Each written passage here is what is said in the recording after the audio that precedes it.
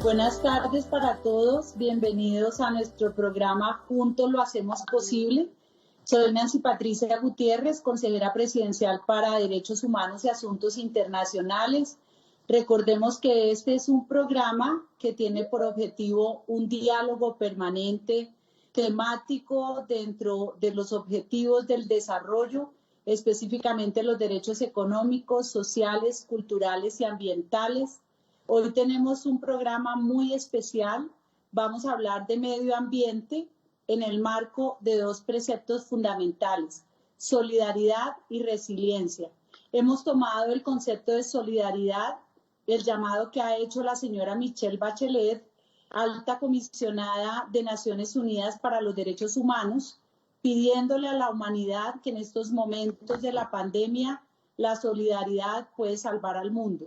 Y el concepto de resiliencia, que ha sido una bandera del presidente Iván Duque para hacer un llamado a Colombia a efectos de que a pesar de la adversidad podamos seguir adelante.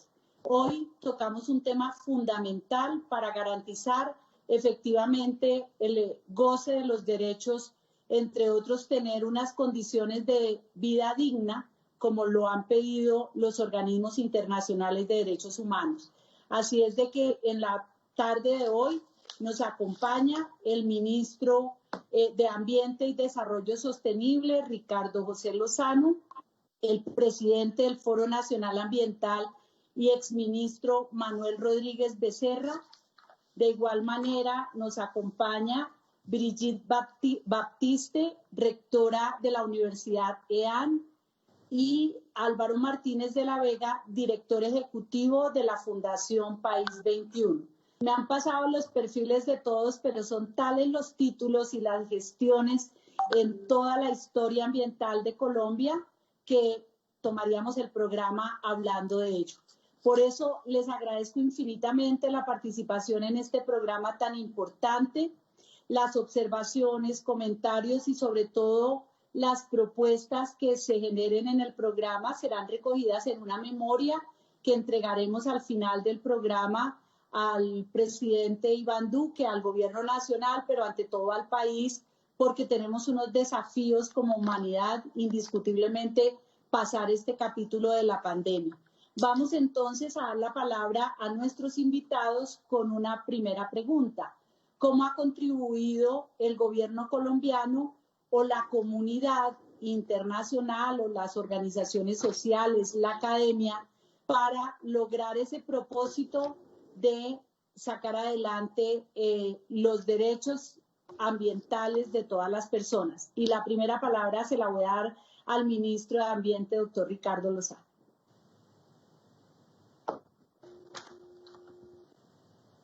Muchísimas gracias, consejera. Un placer para mí compartir este panel tan importante, esta conversación fundamental que precisamente muchos de los invitados pues nos conocimos más a fondo en estas conversaciones con el presidente de la República. Así que un saludo muy especial, doctor Álvaro, doctor Manuel, doctora Brigitte, consejera, por este trabajo que venimos haciendo desde tiempo atrás, inclusive yo diría de manera mucho más estructurada y de manera mucho más participativa en lo que han sido las conversaciones nacionales, en donde han participado gran parte de la sociedad civil, por supuesto, y especialmente representado en el colectivo de jóvenes y en la academia, en donde de manera muy generosa la doctora Brigitte también nos ha prestado la sede de la Universidad EAN y a partir de ahí hemos venido construyendo poco a poco diferentes compromisos y yo quisiera resaltar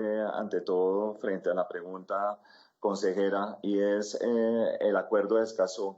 Yo creo que vale la pena hablar de las bases de la política ambiental, porque casi siempre las dejamos de últimos y yo quisiera ponerlo de primero, y es el componente de participación efectiva, como usted lo acaba de decir, en la garantía de los derechos fundamentales de todos los colombianos, especialmente en lo que tiene que ver al acceso a la información para la toma de decisiones posteriormente a nivel de política ambiental, de política pública ambiental.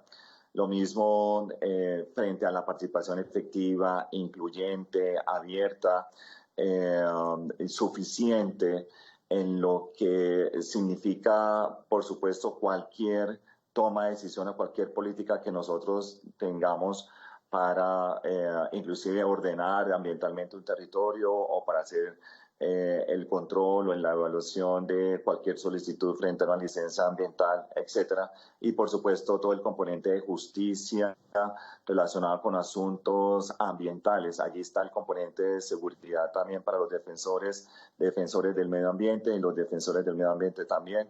Es decir, el acuerdo de Escazú, que era algo que desde el Ministerio de Ambiente veníamos también empujando para que fuera una realidad. El señor presidente de la República pues decidió, por supuesto, dentro de su integralidad, la firma y también más que la firma, la radicación en el Congreso de la República con un mensaje de urgencia también hacia los congresistas para la aprobación y la ratificación, y que ojalá que muy pronto, con que otro país lo radique, ya podemos entrar en vigor pues este acuerdo que, como lo dije, no solamente es para Colombia, para Latinoamérica y para la región, en donde se van a recoger las diferentes lecciones aprendidas desde nuestro territorio, especialmente lo que tiene que ver con justicia. Ahí también entraría la rama judicial, en la especialidad ambiental, también por parte de nuestros jueces frente a las decisiones que se tomen. En fin, creo que ese marco es vital. Nosotros, cuando comenzamos el ministerio, consejera, a mí me tocó manejar directamente, empecé a trabajar desde lo que hoy día es la ANLA, pero además yo hacía las consultas previas y participaba como apoyo, como garante a las consultas previas con las comunidades y pueblos étnicos frente a estas decisiones. Y en ese ejercicio, uno de los retos importantes que teníamos nosotros era traducir la información a ese lenguaje de las comunidades. Eso era algo que nosotros hacía. Eso se fue diluyendo, perdiendo, porque nuestra política, pues no teníamos realmente un instrumento, a pesar que ya tenemos la MIDA, que es precisamente esa mesa intersectorial de democracia ambiental, y que inclusive con el presidente Duque creamos los centros regionales de prevención de conflictos y de diálogo a partir de la información. Sí necesitamos ese marco también legal, inclusive internacional, para hacer mucho más efectivos estos derechos humanos relacionados con la participación.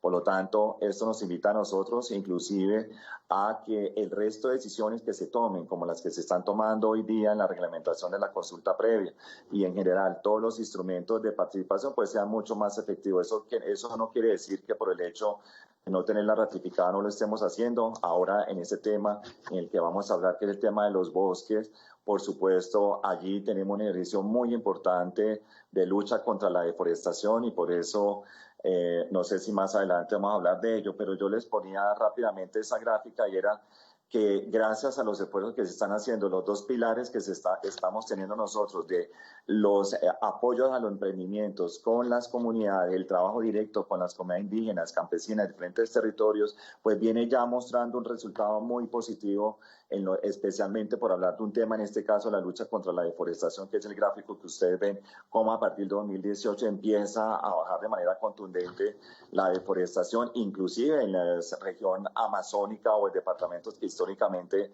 pues tienen este flagelo, como es el Caquetá o el mismo Guaviare, pero que empieza, cuando uno va a los territorios, empieza a sentir que ese empoderamiento se viene dando también en las comunidades, en apropiar los recursos, y el trabajo que estamos haciendo con Visión Amazonía, convocatorias para las comunidades indígenas, para las mujeres indígenas, el ejercicio también de incentivos a la conservación, acuerdos a la conservación. Ahí durante la pandemia. Por ejemplo, estamos avanzando en nuestra meta con la ministra del Interior. También no solamente somos nosotros, sino el resto de ministerios también en la mesa, en el diálogo permanente que se está haciendo en el Meta. Ustedes saben que tuvimos al principio de este año, en la temporada seca, pues un pico de cifras de deforestación, porque obviamente esa es la temporada en la que más se aprovecha para cometer estos crímenes, pero a partir de ello lo que hicimos con el Ministerio de Defensa y la ministra del Interior es llegar al territorio y cada 8 días estamos haciendo una mesa de seguimiento permanente con el gobernador del Meta, por ejemplo, en este caso, y con todas las entidades de control, Fiscalía, Procuraduría, etcétera, todos los alcaldes del departamento, sociedad civil, derechos humanos, la Defensoría del Pueblo, en esa construcción de ser garantes de estos derechos de estas comunidades que viven también allí, con unas alternativas económicas para ellas en lo que tiene que ver con el uso de nuestros bosques, por supuesto, a partir de ahora incentivos de la conservación. Y el otro componente es de la legalidad. Por supuesto, la lucha contra actividades ilegales lo hacemos combatiendo la ilegalidad con proyectos legales, con la formalización también de actividades económicas, el programa Visión Amazonía, el Fondo de Colombia Sostenible, el JEF, toda esta inversión que están haciendo con PNUD, Reino Unido, Alemania, Noruega, Unión Europea, está enfocado directamente también en el ejercicio de fortalecimiento de esas capacidades para, inclusive con la Fiscalía, Procuraduría, para también combatir las actividades ilegales a partir también inclusive de un monitoreo que se hace de incremento de capacidades por parte del IDEAN y conocer mucho más lo que sucede. Rápidamente, es decir, que durante la pandemia, esto es lo que les hablaba del pico que tuvimos en febrero, pero si ustedes ven, ya actualmente tenemos un valle, las alertas bajaron y necesitamos seguirlas manteniendo. Por eso tenemos una mesa, como ya lo dije, permanente cada 8 días reuniéndonos con las autoridades, especialmente departamento por departamento, para que esto siga avanzando de esta manera. Por supuesto, seguimos con las convocatorias para la vinculación de la propia comunidad, para la vinculación de los campesinos, de los indígenas, la convocatoria hacia, por ejemplo, el pilar de los pueblos étnicos del PIBA, también en la región amazónica ya se está dando, se abrió el 15 de marzo y ahorita se están evaluando con todos los pueblos indígenas esas sociedades que irían a implementar el proyecto, o el mismo Fondo de Colombia Sostenible con la activación de la línea étnica, que también ya estamos eligiendo la entidad implementadora que podría ser el Fondo Acción o el Fondo Patrimonio Natural. Y rápidamente decir algo, y es en otro de los componentes fuertes, resultado de estos ejercicios y estos diálogos, es que queremos que las comunidades indígenas, por ejemplo, sean entidades implementadoras. Ahora que estoy hablando de entidades implementadoras, es la primera vez que también el gobierno nacional le entrega esa facultad también a las propias comunidades que están organizadas. Las estamos ahora fortaleciendo en su capacidad para que, por ejemplo, lo que conocemos del Banco Mundial, el Banco Interamericano de Desarrollo, las mismas Naciones Unidas, ellas hagan las veces del administrador de los recursos y puedan acceder de manera directa pues todos estos beneficios que significa también la implementación de proyectos, consejero.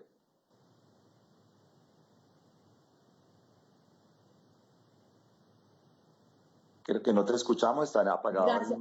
Okay. Sí, gracias, ministro, por su intervención. Vamos a oír a Brigitte desde la óptica académica y obviamente toda su trayectoria y experiencia sobre los compromisos que tiene Colombia como Estado para garantizar una vida digna y para garantizar el derecho a un ambiente sano. ¿Cuáles son las contribuciones que hace la academia y la sociedad civil para efectos de contribuir a este propósito nacional? Consejera, muchísimas gracias y por la invitación, y a mis colegas, señor ministro, Manuel, a todos los que nos están siguiendo en este webinar. Yo creo que las universidades y en general toda la academia tiene que ser muchísimo más conspicua, tiene que hacer un esfuerzo mucho más grande para ser incidente en la distribución del bienestar de todas estas actividades que bien señala el ministro, que están fortaleciéndose desde los procesos de cooperación y de política pública.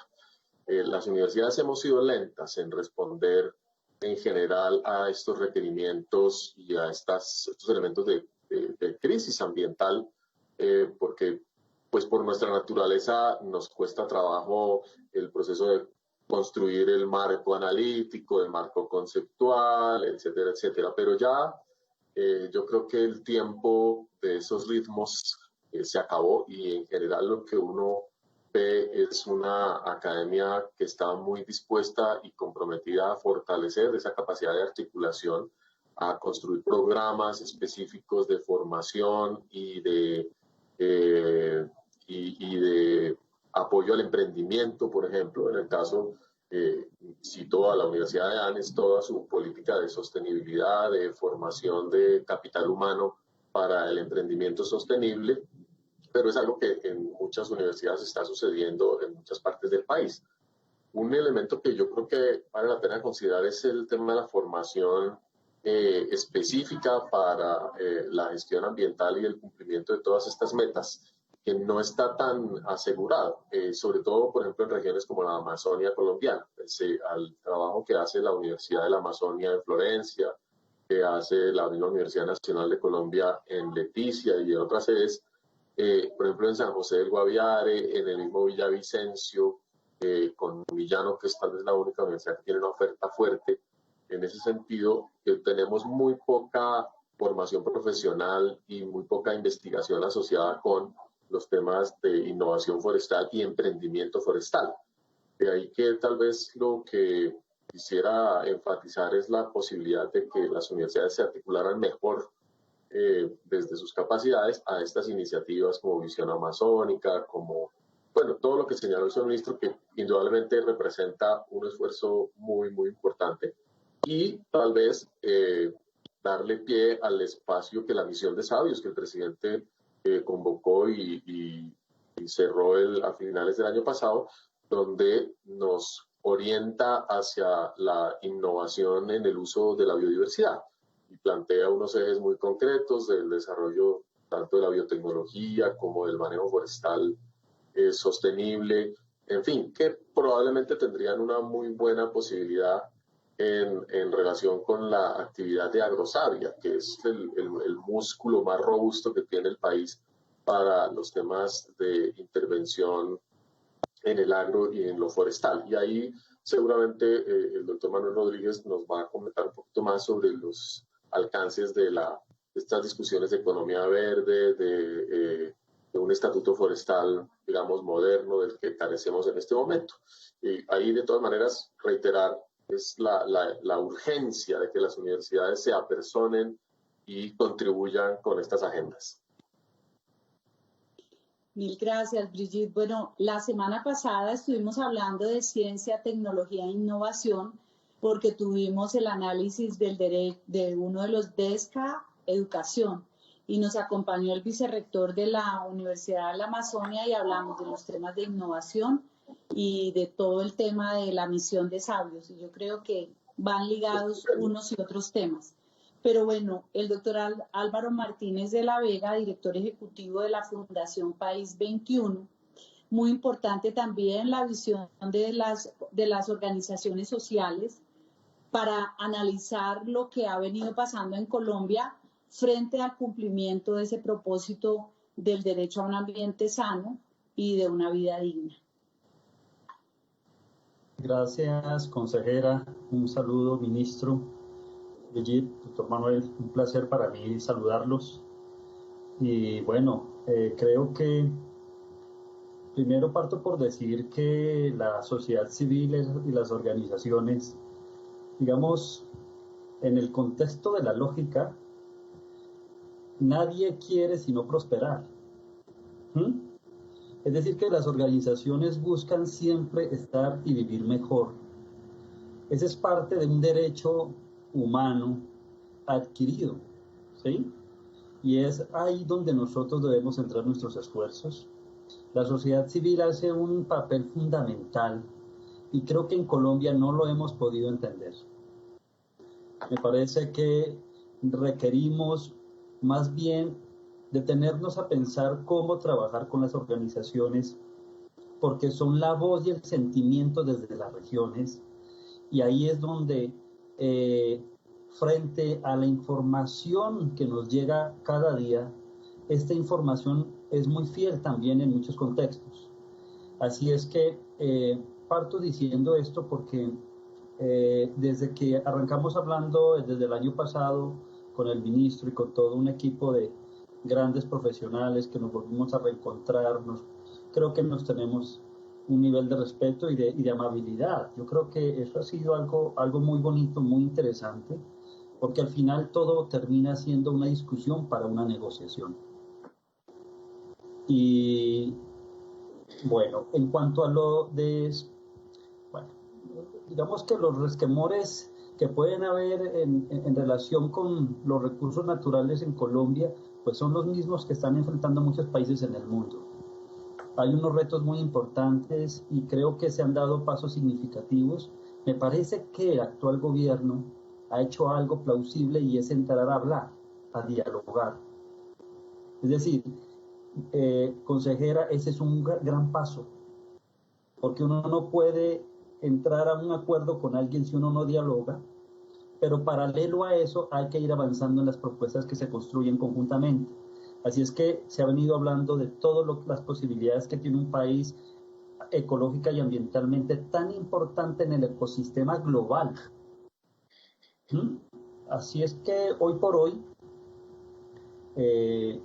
ya que estamos tratando de ver qué podemos hacer desde la sociedad civil reúne mentes brillantes. Consejera, te lo dije en nuestra anterior reunión, y a veces esas mentes brillantes no llegan a los círculos de poder. Recuerda el caso de Barack Obama, el que te comenté, y ese es un caso específico de muchos líderes en el mundo. Siempre tener mentes brillantes al lado de uno hacen que un país se vuelva importante. La mesa de sabios me ha parecido interesante. Hay muchas mentes brillantes en Colombia. Acá nosotros nos encontramos en estas discusiones ambientales con personas que están o no de acuerdo, pero al final todos tienen el consenso de mantener la vida, de proteger los derechos humanos. Lo que ha hecho el gobierno con el acuerdo de Escazú ha sido un gran paso significativo, y es allí donde se comienza a rescatar el valor de la sociedad civil. Y es allí donde se comienza a rescatar la interlocución entre el Estado, la academia y la sociedad civil en ese matrimonio triple que puede unir esfuerzos hacia el desarrollo. Hay gente lúcida, hay personas muy claras en aspectos técnicos, científicos, sociales, ecológicos, pero de aquí para acá, de aquí en adelante, después de esta pandemia, creo que debemos centrarnos no en hablar de qué tan grandes podemos hacer las cosas, sino qué tan capaces somos de afrontarlas y sacarlas adelante. ¿Podemos nosotros realmente dar unos pasos significativos? Y creo que sí. Yo estoy convencido de que todavía Colombia puede hacer y dar esos pasos para una gran reforestación. Nosotros desde País 21 lideramos unos proyectos muy interesantes, consejera. Estamos liderando un proyecto porque estamos hablando de economía, medio ambiente y el aspecto social, que ahí hablamos de sostenibilidad. Acá estamos liderando unas propuestas para llevarle alimentos a 30 millones de personas, liderados por la sociedad civil, invitando al gobierno nacional. Yo creo que desde los derechos humanos, la necesidad básica es el acceso a alimentos. Aquí nos hemos propuesto con aliados como Abaco, como Eat Cloud, como FENALCO, con Menú Solidario, y liderado pues por País 21, reunir 18.000 empresas para llevarle alimentos a 30 millones de personas en Colombia. Y ese es un gran paso, y la invitamos, querida consejera, a que se una a este llamado, a invitarlo a través de usted al presidente Duque, para que vea que este es un gran esfuerzo de muchas organizaciones y empresas que quieren un mejor país. Yo creo que a partir de ese sentimiento y de que la bondad y la generosidad de un Estado se refleje de forma tangible, el país comienza a creer en el mismo sistema. Y creer en el sistema y en un modelo de gobierno y de administración pública que busca realmente un retorno social positivo, creo que le podría significar unos grandes logros a la nación. Yo creo que en eso la sociedad civil puede ayudar mucho. Yo pienso que aquí las protestas ambientales son justas. Lo de Santurbán, los proyectos que se están haciendo en muchos lugares de Colombia, en donde la gente dice no. Creo que ese es un no porque realmente no lo sienten. La propuesta que están haciendo 30 senadores y congresistas para el fracking en Colombia, para detener el fracking en Colombia, también hay que ver, y hay que ver que de esas propuestas que nos están haciendo toda la sociedad civil son para beneficio nuestro y de nuestras futuras generaciones. Yo aplaudo cuando la sociedad civil coge valor y le dice al gobierno que lo haga. Y rescato, como les he dicho al inicio, que el gobierno ha escuchado. Yo puedo ser un gobierno que diga sí, sí, sí, pero nunca escucho. Y algún día se tomó la decisión y la voluntad política de enfrentarse a ese reto. Y es ahí donde quiero invitarlo al gobierno nacional y al presidente Duque y a la vicepresidenta, a quien le mando un especial saludo, a que no dejen caer esa conversación nacional, y a ti, ministro, y Brigitte, por supuesto, porque ahora que nos ve todo el país, creo que es de hacer grandes cosas, hacerlas tangibles y no dejarlas en el escritorio. Eso se hizo con Escazú. Mire que sí se puede. Eso es como para cerrar de lo que puede hacer la sociedad civil. Gracias. Gracias, Álvaro. Gracias por esa intervención. Se me adelantó un poco a lo que viene el segundo punto, que es la conversación nacional, la conversación social. Pero vamos a oír al exministro, autoridad en materia ambiental, parte del Foro Nacional Ambiental, el doctor Manuel Rodríguez Becerra, para que nos dé también el concepto general desde la óptica del derecho al ambiente sano, desde la óptica del derecho a una vida digna. Gracias, Nancy Patricia, y un saludo a todos los interlocutores del día de hoy. Bueno, básicamente ya las personas que han intervenido antes de mí le han dado mucha importancia y han señalado la enorme importancia que tiene el Acuerdo de Escazú. Pero hay que recordar que en Colombia la Constitución del 91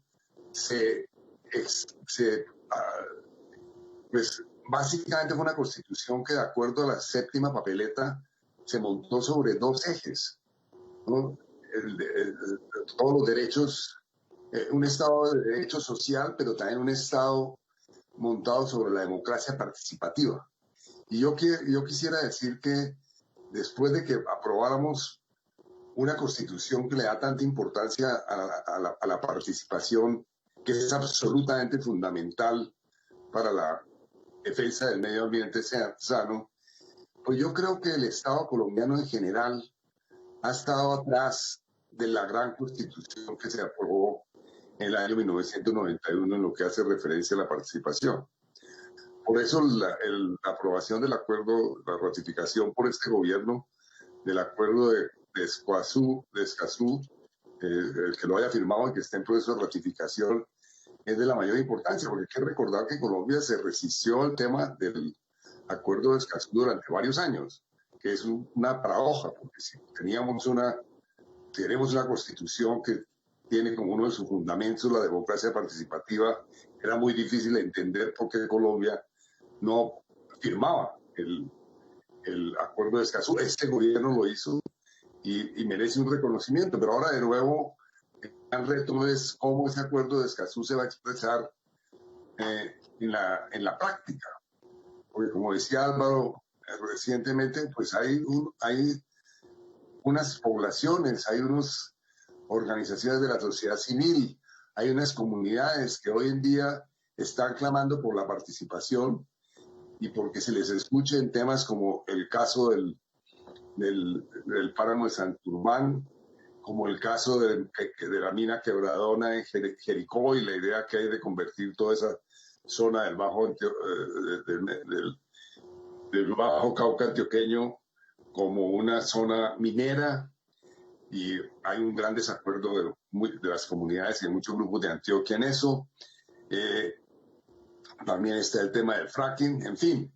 Y claro, vamos a ver en qué forma se expresa esos sentimientos populares, si es que el acuerdo de Escazú va a servirnos o no para mirar, para examinar mediante procesos de participación esos casos. Yo creo que esos casos van a marcar el futuro de la participación en Colombia en buena parte. La forma, así que este gobierno, el gobierno del presidente Duque, pues con los cuales todos estamos muy reconocidos de que se haya firmado y se proponga ratificar el acuerdo, pero tiene, digamos, por decirlo así, una prueba ácida bastante dura en el futuro. Menciono 3 casos, pero hay otros casos, por ejemplo, relacionados con la sabana de Bogotá, que son muy complejos y están aquí en nuestro vecindario, de que varias comunidades y varios grupos están manifestando su desacuerdo con decisiones que tienen que ver con la ecuación del río Bogotá, de sus afluentes, por parte del gobierno, y lo mismo que tiene que ver con carreteras que se piensan construir en la sabana. Entonces, creo que ahí el gobierno tiene un reto formidable, este gobierno, porque yo creo que estamos en un momento muy crucial de que el país claramente defina en qué medida tienen las comunidades, los municipios, las comunidades que viven en ellos, en qué medida, hasta dónde va su derecho a definir su destino, y no que su destino se defina desde Bogotá. Entonces, creo que hay un reto formidable, porque todos los casos que estoy mencionando tienen que ver con el clamor de muchas comunidades de que se haga efectivo su derecho a un medio ambiente sano. Entonces, yo creo que ese es un punto fundamental, porque la participación, y de hecho la Constitución colombiana pues tiene diferentes mecanismos para que los ciudadanos reclamen su derecho a un medio ambiente sano, y hay que decir que las Cortes, ya sea la Corte Constitucional, la Corte Suprema de Justicia, el Consejo de Estado, han hecho sentencias fundamentales para defender el derecho de las comunidades a un medio ambiente sano, cuando los gobiernos de turno se han apartado de lo que dice la Constitución y la ley en relación con el medio ambiente. Entonces creo que ahí está parte del asunto, ¿no? Y por eso quería hacer énfasis en esa materia. Obviamente, pues la pospandemia ofrece unas extraordinarias posibilidades. Justamente hemos estado en el Foro Nacional Ambiental trabajando con el ministro en la creación, en lo que sería un Plan Nacional de Bosques 2020 y 2030, que no solamente incorpore el tema muy importante de la lucha contra la deforestación, pero en general el tema de los bosques en diferentes dimensiones. Seguramente podríamos hablar de eso un poco más adelante, pero hay que decirlo, que el país podría hacer un programa gigante de reforestación para restaurar ecosistemas que están destruidos o en deterioro, para gestionar en forma sostenible los bosques naturales con las comunidades. Número 2. Número 3, para hacer un gran plan de reforestación comercial, para transformar la ganadería a través de los sistemas silvopastoriles.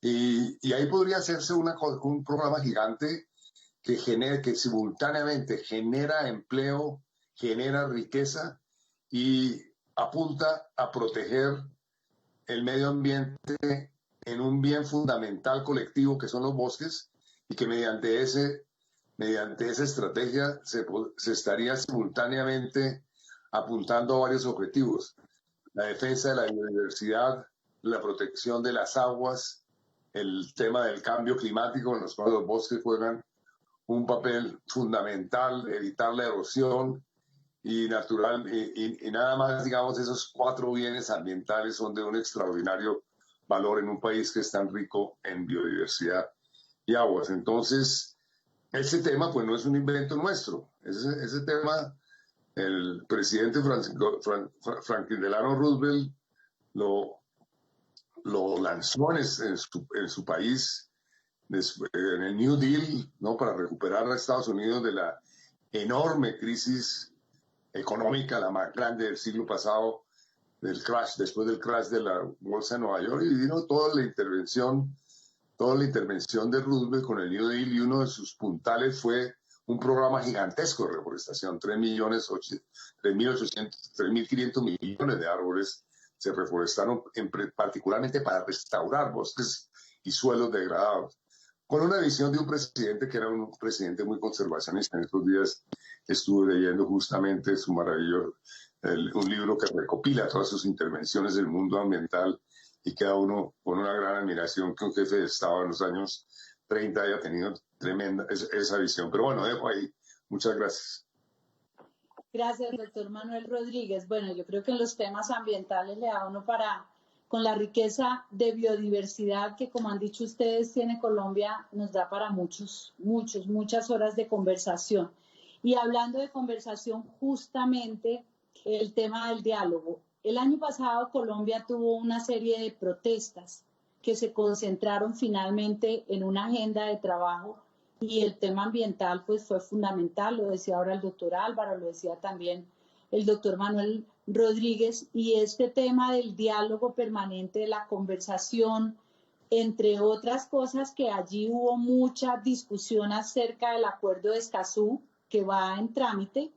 Así es de que, ministro, infórmenos y cuéntenos en qué van esos diálogos, esa agenda de trabajo que hubo en la gran conversación y que lamentablemente por las circunstancias de la pandemia no se ha notado mucho, pero que sabemos que usted viene liderando. Gracias, consejera. Sí, yo creo que lo más importante que ha dado este espacio de diálogo, como lo dije anteriormente, es habernos escuchado. El ejercicio inicial, como etapa inicial, fue fundamental. Al principio no nos escuchábamos, ¿no? Por supuesto, como sucede en cualquier conversación, y cuando alguien considera que tiene la razón única, entonces se impone muy posiblemente el que más tenga un tono de voz mucho más alto. Y fue un ejercicio muy bonito de construcción precisamente de esa hoja de ruta, ya con la profundización de los temas. Es lo que hoy día estamos trabajando, y tuvo esas etapas, esa etapa inicial de escucha donde todos expresaron las inconformidades sobre los temas relacionados con la política ambiental, hacia cómo debería, y con recomendaciones, porque la mayoría, inclusive en esa etapa de escucha, eran recomendaciones directas y puntuales frente a lo que estábamos haciendo, y por supuesto bajo el liderazgo de Brigitte y de Gonzalo Andrade como moderadores, que hicieron una labor muy importante y han hecho una labor muy importante en el ejercicio de mediación, pero también la priorización de las temáticas, también un ejercicio de entonces cómo íbamos a organizar los temas, porque como tú dices, salen casi, podemos hablar de 400 temas, y también fue un trabajo colectivo de priorización de los temas y luego la profundización, porque luego, como lo dije anteriormente, que yo toqué rápidamente uno, que fue el ejercicio de participación, pues por supuesto esto integra y permea al resto de temas que existen sobre la agenda. Han sido más de siete reuniones de diálogo que hemos tenido, no solamente en Bogotá, por supuesto también lo hemos hecho en Bucaramanga, en Pereira, en Medellín, directamente con el señor presidente de la República, porque hemos ido también a las regiones. Yo creo que el reto más importante, pues como lo dijo Álvaro también y Manuel y Brigitte, es el tema local, es el tema territorial, algo que hemos también insistido desde el principio cuando llegamos, y es que uno de los vacíos grandes que yo creo que tiene la política nacional ambiental es que no tenemos o no usamos ese principio de especificidad en cada uno de los territorios, con unas condiciones y unas culturas completamente diferentes al otro municipio, ¿no? Es decir, es muy diferente la manera o la forma, inclusive los temas con que tú los abordas desde la cultura, porque es desde ahí donde realmente se debe entender al otro, ¿no? Es decir, sus necesidades, su cosmogonía, ¿no? Su modo de vida y cómo contempla la vida, que es muy diferente la una a la otra, con inclusive lenguajes muy diferentes. Entonces, el ejercicio de llegar al territorio también va a ser vital y seguirá siendo vital. Es algo que venimos haciendo nosotros desde el principio, como ya lo han dicho varias veces, desde el Pacífico como guardián del río Atrato, o guardián del Cauca, o guardián del Amazonas, o también el ejercicio de manejo ambiental para el Parque Tayrona, o de la limitación del páramo de Santurbán, de todos los páramos de Colombia, o el ejercicio de zonificación de humedales. En fin, todo el ejercicio que uno hace es directamente del territorio con las comunidades, consejera, porque ahí es donde necesitamos construir precisamente y profundizar muchísimo más estas decisiones que, por supuesto, la comunidad hoy día, como lo dijo Álvaro, está empoderada, entiende la importancia de tener también el control precisamente del uso sostenible de sus propios recursos, porque también inclusive uno de esos temas que salieron muy fuertes es la vulnerabilidad al cambio climático.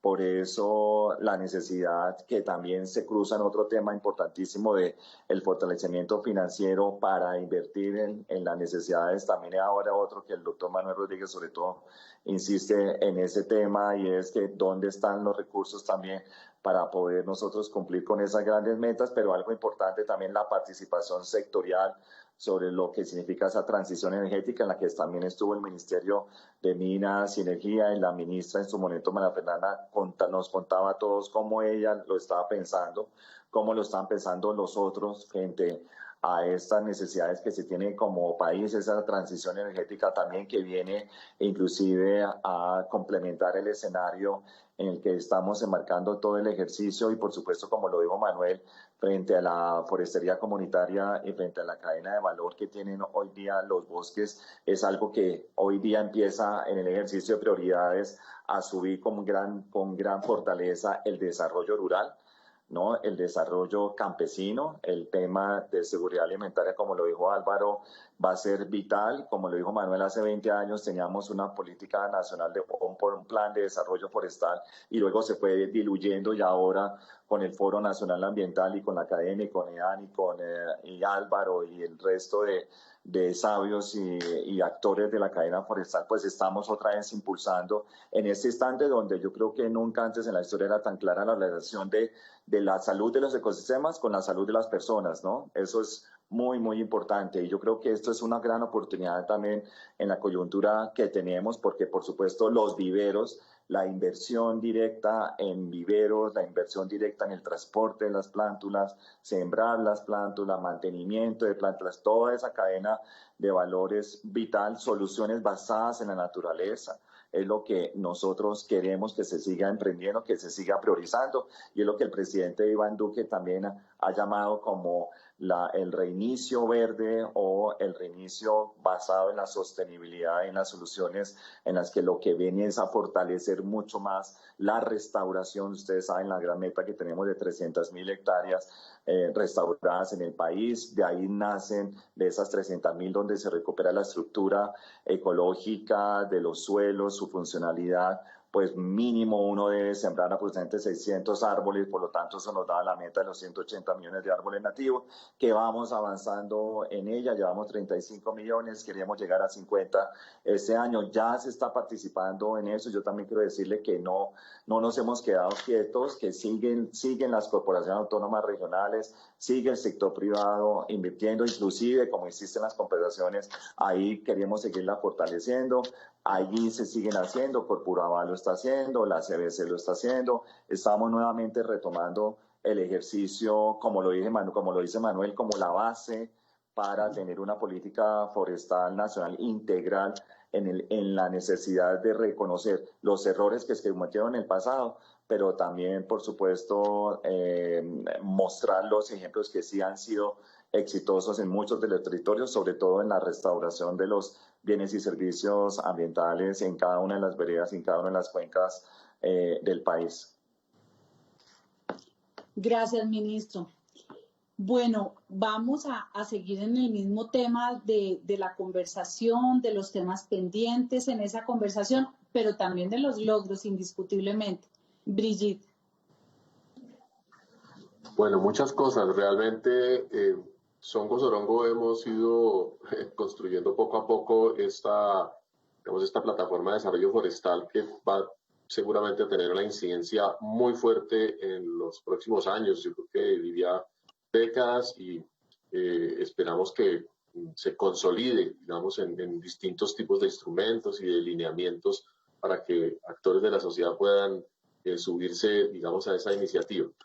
Creo que el trabajo que se está haciendo con comunidades es muy importante, porque el vínculo con las organizaciones de sociedad civil, con asociaciones de productores, con organizaciones indígenas y obviamente con el sector privado va a ser muy importante para el cuidado de esos millones de árboles que se siembren en el caso de la reforestación y la restauración, para que el tiempo que toma el crecimiento de los árboles sea un tiempo en el que podemos garantizar que esa economía verde que se está instaurando tenga los resultados adecuados. Entonces necesitamos generar muchas capacidades dentro del país para hacer eso, generar plataformas que conecten a los productores con los usuarios de la reforestación o de la regeneración, poner a todo el mundo a contribuir con ello, a calcular su huella de carbono, por ejemplo, a generar mejores patrones de consumo.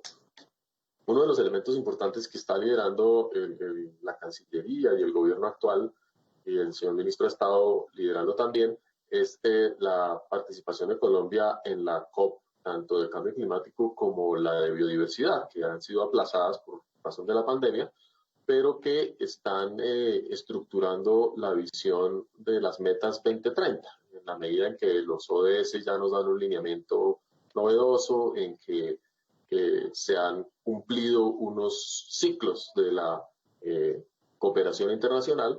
Tenemos que revisar cómo vamos a participar en esos espacios. Y Colombia tiene un rol, siempre una voz líder desde hace muchos años, y en este momento tiene también ese privilegio de llevar ante la COP de la China una perspectiva, digamos, innovadora y muy práctica de lo que es la gestión de biodiversidad. Y ese proceso se está dando en este momento en discusiones abiertas con expertos que están construyendo esas nuevas metas y esa perspectiva colombiana.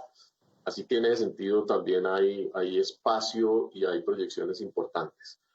El tema, como mencionó la consejera, de innovación, de ciencia e innovación es fundamental de todas maneras. Creemos que se requiere un ejercicio arriesgado de innovación para el país, y ojalá que podamos revisar este tema de los recursos disponibles para el ministerio, porque nos duele mucho que un ministerio nuevo, entiende uno que la pandemia obviamente obliga a todos a hacer sacrificios, pero que no vaya a tener el despliegue y el músculo que todos esperamos para hacer esta recuperación verde.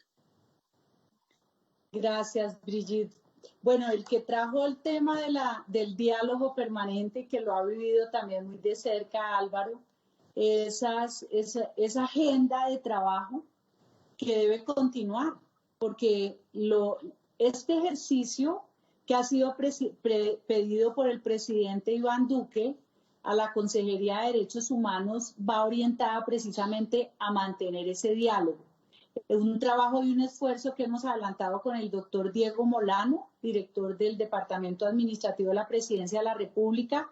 Lamentablemente hoy no nos pudo acompañar, pero como ustedes saben, pues él ha sido, junto con la vicepresidenta de la República, los grandes coordinadores de este diálogo permanente, y por eso hablar de los temas ambientales con esa gran incidencia en lo local y en lo territorial, como ustedes lo han señalado, pues es fundamental. Entonces, esa visión desde la experiencia que ha tenido Álvaro es muy importante para el programa.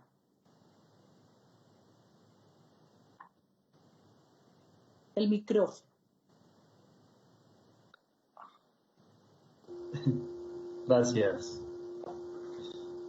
Bueno, no, yo, desde que tengamos nosotros capacidad de interlocución y entendamos los roles de cada uno, creo que podremos co-construir cosas importantes y proyectos significativos. Siempre recordemos que un pueblo con hambre no conserva sus entornos, no conserva el medio ambiente. Como lo acaba de decir el ministro, la salud y la seguridad alimentaria son hoy por hoy el centro de la discusión. Yo estoy en varios foros globales de seguridad alimentaria, desde la Red de Soluciones Sostenibles de Naciones Unidas, de la cual soy miembro oficial, y otras redes internacionales que estamos propendiendo por llevar agua pura a las comunidades también. Creo que el agua, como los alimentos, esa seguridad alimentaria que hace parte de la salud, y en torno a la salud, cómo ayudamos a fortalecer a nuestros ciudadanos. Una vez dicho eso, los pobladores de una nación, los habitantes de un país pueden pensar con tranquilidad y actuar con tranquilidad, consejera, ministros y colegas de este encuentro. Mientras que nosotros podamos comenzar a pensar en esas estrategias, como lo comenté, de Alimentec Colombia, que es una gran apuesta, es unos genios que se sentaron conmigo a elaborar una propuesta presidencial, Alimentec Colombia. Yo quiero también agradecer, porque es mi papel de interlocución, a la alcaldesa mayor de Bogotá, quien me ha llamado también y me ha dicho: Álvaro, ¿qué es esto de Alimentec? ¿Qué podemos hacer? Porque cuando nosotros solucionemos eso, vamos a tener también algo satisfactorio por parte del país. De ahí en adelante, la construcción hacia la sostenibilidad va a ser mucho más fácil, mucho más fácil. Porque si no, estamos construyendo un muro que no va a ser fácil derribar.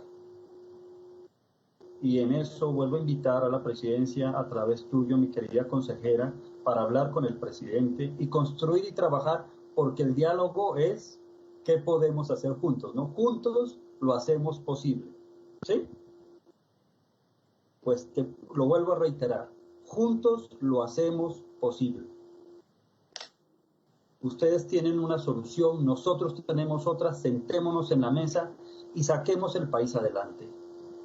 No nos podemos quedar con una economía quieta, no nos podemos quedar con un medio ambiente a medias, no nos podemos quedar con millones de personas con un desempleo del 19%. Eso social, económica y ambientalmente no es sostenible. Por ninguna de esas tres ramas. Así es que tenemos que enfrentar un problema grave, pero creo que hay los recursos y la capacidad financiera y económica de la nación, como lo están haciendo otros países, y que hay otros países que nos quieren ayudar. Y es allí donde yo quiero simplemente felicitar a todos ellos que le siguen en estas locuras de estos que planteamos cosas extraordinarias, que a veces uno piensa que no lo van a escuchar, pero creo que los bancos de alimentos me han hecho caso, están subidos en esto, están todas las empresas afiliadas de FENALCO ya con nosotros, están la red de menú solidario con nosotros, están ACODRES, la red nacional de restaurantes, y subidos para darles alimentos al país. Así es que yo hago un lanzamiento oficial de esta plataforma e invito al presidente para que se una con nosotros.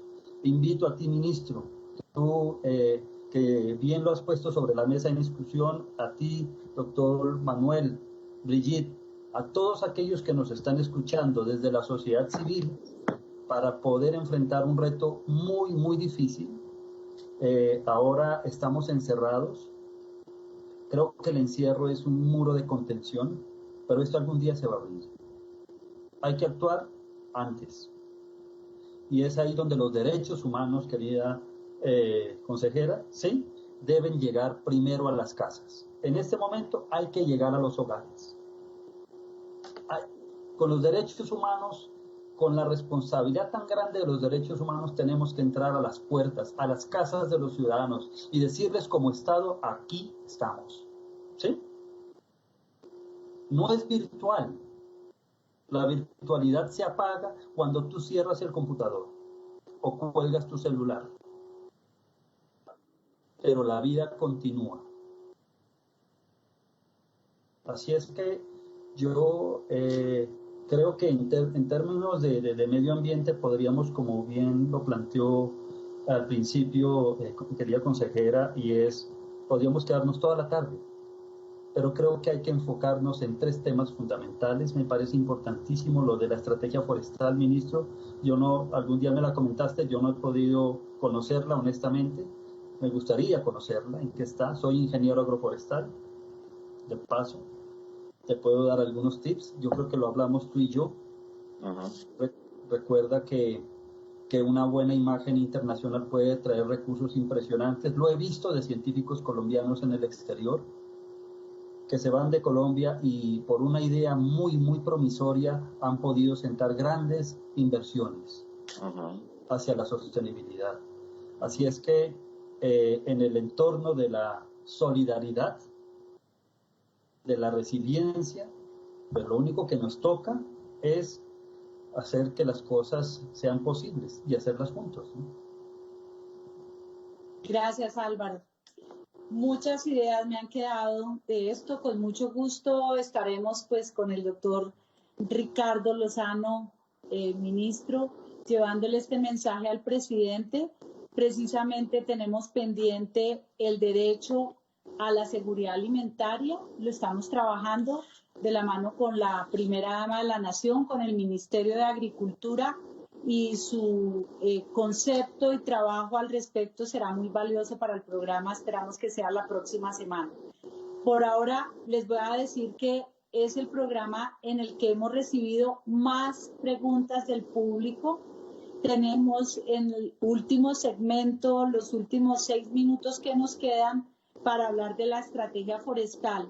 Sin embargo, voy a tratar de pasarles unas preguntas del público y que terminen conectando con la estrategia forestal, que sin lugar a dudas es una bandera de Ricardo. Pregunta Sergio, ¿cómo conciliar la necesidad de usar la tierra para procesos industriales, agrícolas o ganaderos sin tener que recurrir a la deforestación? Y se la paso al doctor Manuel Rodríguez. Pues la respuesta es muy sencilla. En Colombia hay un exceso de tierras abiertas para la agricultura y para la ganadería. No se requiere tumbar una hectárea más. Hay 34 millones de hectáreas dedicadas a la ganadería y una buena parte de esa ganadería es extraordinariamente ineficiente. Y precisamente uno de los proyectos en el Plan Nacional de Bosques es los proyectos agrosilvopastoriles, que ya están probados en Colombia con cerca de más de 100.000 hectáreas de proyectos pilotos, que es una alternativa que aumenta la productividad de la carne, la leche, y al mismo tiempo se necesita menos suelo para ello, se necesita menos suelo para más cabezas de ganado por hectárea, y además protege los suelos, protege las aguas, enriquece la biodiversidad. Entonces, con ese tipo de estrategia, entre otras cosas, se puede liberar una parte de la tierra que está dedicada a la ganadería, ya sea para la revegetalización o la restauración, o también para la reforestación comercial, o para la agricultura en aquellos casos en que las tierras sean aptas para los cultivos. Colombia, uno de los retos de Colombia es que Colombia es un país que tiene todavía la posibilidad de expandir su área de cultivos de forma muy importante, pero hay que decir que el área ya está abierta. Buena parte de tierras que están dedicadas a la ganadería tienen básicamente una vocación agrícola, entonces hay que hacer una transformación muy profunda. Así que para quien hizo la pregunta, la respuesta es muy simple. En Colombia no necesita deforestar un ápice más de tierra. ¿Por qué se está deforestando en la región amazónica? Entre otras cosas, no es exactamente una deforestación de personas que estén buscando su sobrevivencia como era en el pasado, sino claramente es un tipo de buena parte de la deforestación de la región amazónica es de carácter criminal, en el sentido de que son grandes empresas que están abriendo tierras para la especulación. Y hay una parte menor en lo que se refiere a campesinos sin tierra. Así que el tema tiene que ver con políticas del gobierno que claramente lleven a utilizar las tierras que ya están abiertas para la agricultura y para la ganadería y llevar la deforestación definitivamente a cero, que es lo que ha dicho el ministro Lozano, que el gobierno está trabajando en este tema muy complejo, pero sin duda Colombia tiene que llegar a una deforestación cero. Gracias, doctor Manuel. Aquí encontré una muy apropiada para Brigitte. ¿Cómo determinar el efecto que tienen las normas que delimitan y protegen los páramos y aguas que producen? Porque usted ha sido líder y abanderada en el tema de la protección de páramos. Gracias, consejera, y gracias a la persona que hace la pregunta.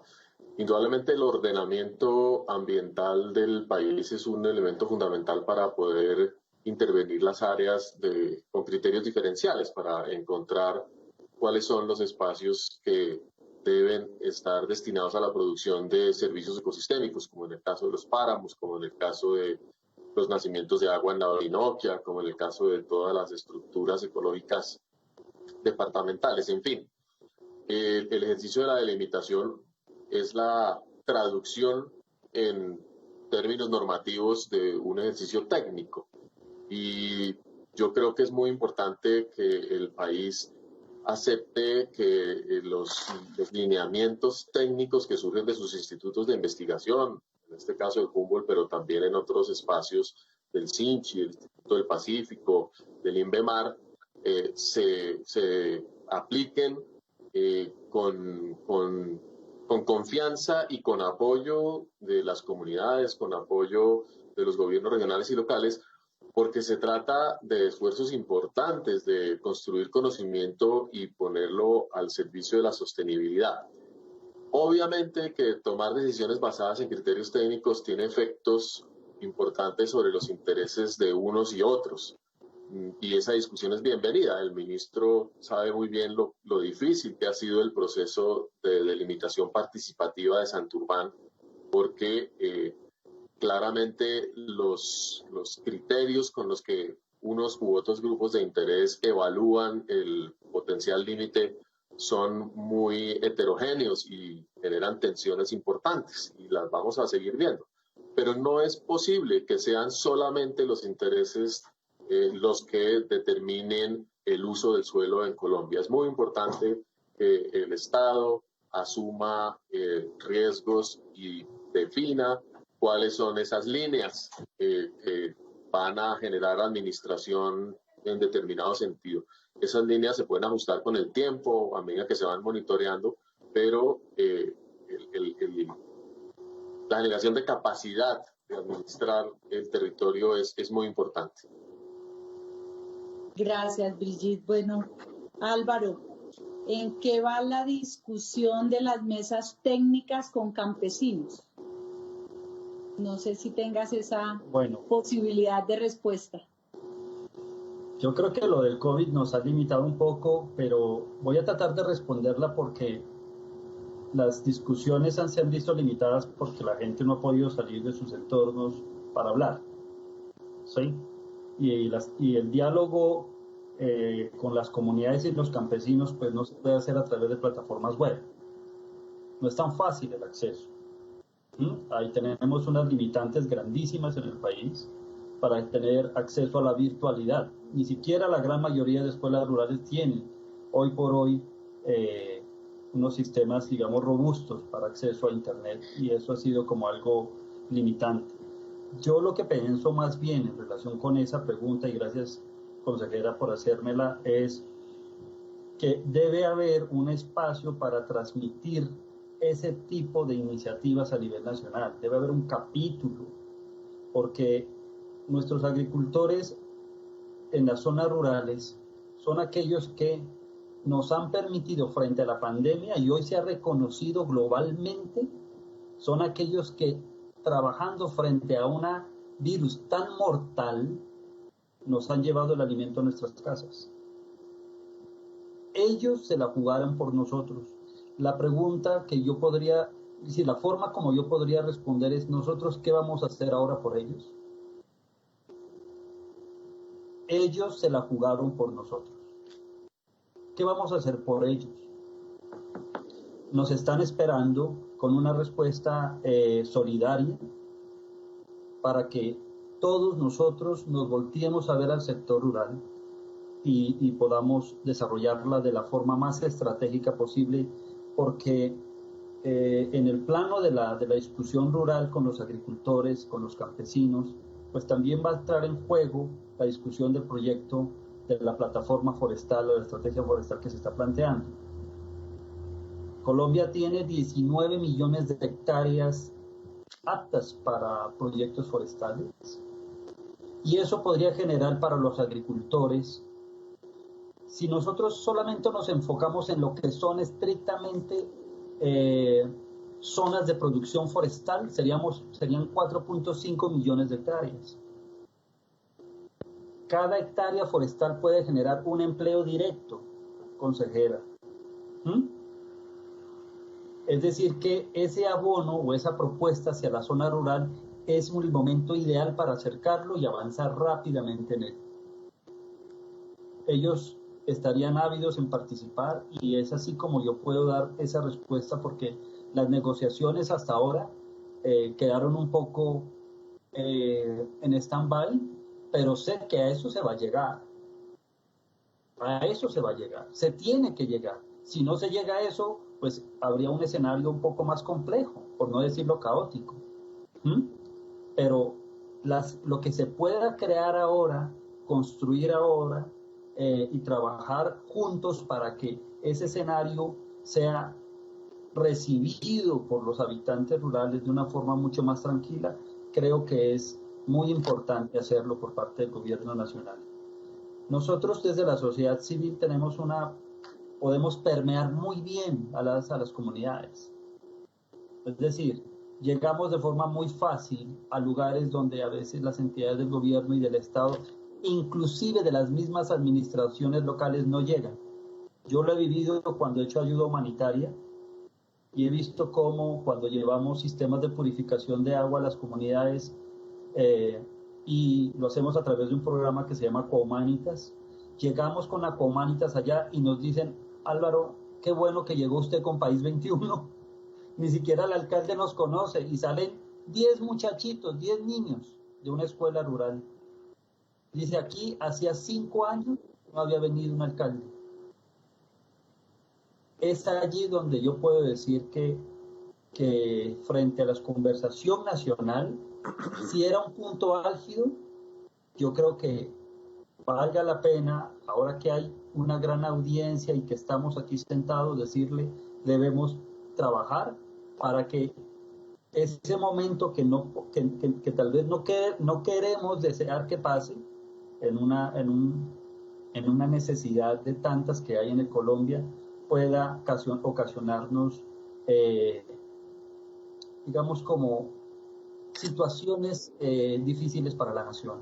Así es que las soluciones están, los recursos están, las inteligencias están, los propósitos deben ponerse sobre la mesa.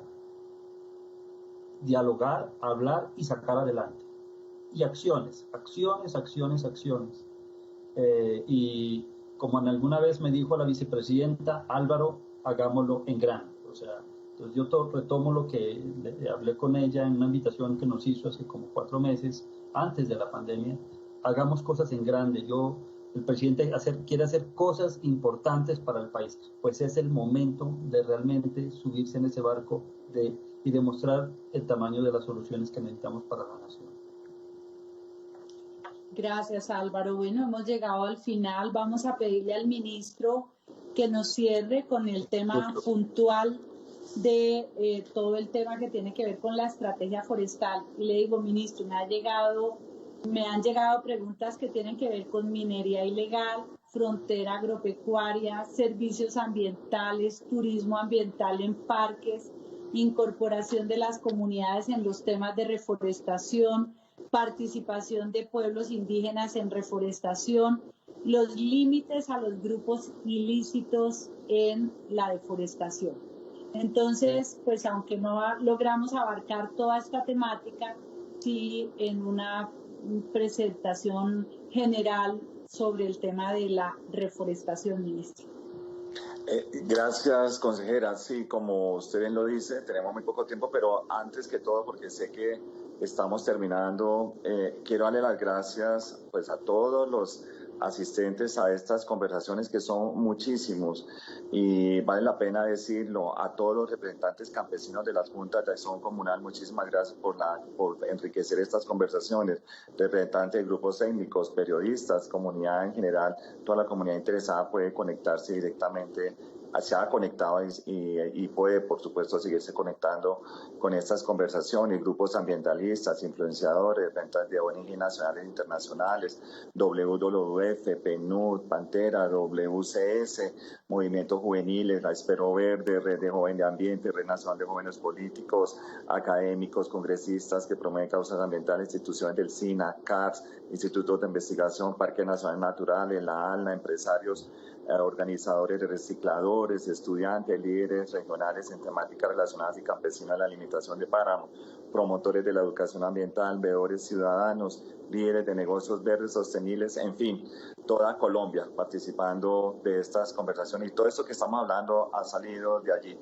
Y como lo dije anteriormente, una de estas prioridades en este momento de pandemia, frente a realmente cuál es la reactivación de Colombia, el presidente Duque ha querido que se elaboren dos políticas. Una es precisamente ese reinicio verde, ese reinicio y la reactivación económica del país basado en soluciones de la naturaleza, en donde allí vamos a tener un capítulo muy importante precisamente de economía forestal, en donde ya inclusive se ha pensado en la destinación de 144.000 millones de pesos para esta reactivación de la economía forestal en el país, para que quede establecido en el COMPES como una de esas prioridades que inclusive forma parte del fortalecimiento de esa gran meta de los 180 millones de árboles nativos, pero sobre todo la restauración, como ya lo dijo Brigitte, de la estructura ecológica y de la funcionalidad de nuestros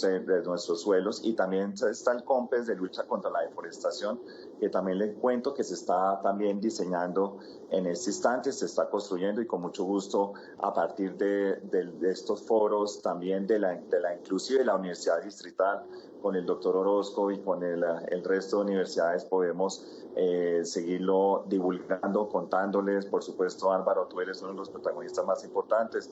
Con Manuel, a partir del Foro Nacional Ambiental, también lo estamos construyendo, e inclusive desde los productores de la biomasa, desde los viveristas, desde los implementadores ejecutores, los que hacen mantenimiento de estas siembras, en diferentes áreas del país, inclusive, como ya lo dije anteriormente, la firma de acuerdos que estamos haciendo a partir, inclusive la pregunta que tú hacías con los campesinos, Nancy Patricia, tiene que ver con todo el trabajo que estamos haciendo agroambiental, con proyectos silvopastoriles, agroforestales, en alianzas productivas con nuestros campesinos, en la región amazónica, por ejemplo, ya tenemos incentivos a la conservación de nuestros bosques que ya se están pagando, inclusive con el Banco Agrario, que ya se están ejecutando con los campesinos de esta región en cuanto a la conservación y protección de sus bosques, también en el fortalecimiento de la extensión agropecuaria, asistencia técnica, en las alianzas productivas también con el sector privado, todo el ejercicio de gobernanza ambiental con los pueblos indígenas, como lo dije anteriormente, con las comunidades afro, con todos nuestros pueblos étnicos.